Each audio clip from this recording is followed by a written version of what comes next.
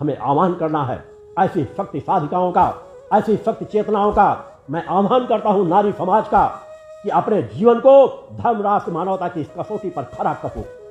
पुरुषार्थी बनो, परोपकारी बनो, धर्मनिष्ठ जीवन जियो और अपने परिवार में, अपने गृहस्थ जीवन में यदि जीवन की यात्रा तय होती है, कम कम एक एक ऐसी संतान अवश्य पैदा करो, ऐसी संतान को जन्म दो। हमें हजारों संतानों की आवश्यकता नहीं। मैं उस विचारधारा का व्यक्ति नहीं हूं कि जहां लोग कहते हैं 10-10, 20-20 संतानें जन्म करो। एक संतान हो, चेतनावान हो, पुरुषार्थी, परोपकारी हो, नशे मान से मुक्त चरित्रवान हो, नारी समाज का सम्मान करने वाली हो, मानवता का कल्याण करने की दिशा में बढ़ने वाली इच्छा शक्ति रखने वाली संतान हो, त्यागी हो, बैरागी हो।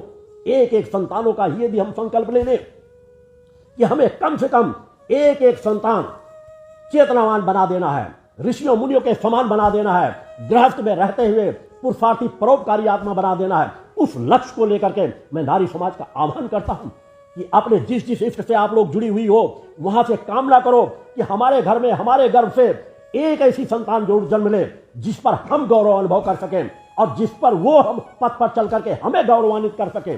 ऐसी इच्छा शक्ति अपने अंदर पैदा करो, तब आएगा समाज में परिवर्तन। मैं पुरुषों का भी आह्वान करता हूं कि अपने जीवन को सार्थक बनाओ, चेतनावान बनाओ, पुरुषार्थी परोपकारी बनाओ, प्रबल इच्छा शक्ति अपने अंदर पैदा करो। मैं समाज के सभी वर्गों का आह्वान करता हूं, एक एक क्षण हमारे लिए महत्वपूर्ण। हमारे लिए तो 365 दिन ही नवीन दिन है। हर दिन को हमें सदुपयोग करना है, मगर कोई दिन विशेषकर व्यापक रूप से मनाया जाता है, उसे हम अपने अंदर और उसको आत्मसात करके उसको और ऊर्जावान बना लेना है। हमें प्रयास करना है कि इस दिन पर हम विचार करें कि हमने पिछला वर्ष कैसा गुजारा, क्या हमने एक वर्ष जो पिछला गुजर गया उसका हमने सदुपयोग किया है, और अगर उसके सदुपयोग करने में किसी प्रकार की न्यूनता रह गई है तो हम आज के दिन संकल्प लें, माता भक्ति आदि शक्ति जगत जगदम्बा का स्मरण चिंतन करते हैं, उनका आशीर्वाद लेते हुए कि वह न्यूनता, वह गलती आगे आने वाले वर्ष में हमसे नहीं होगी।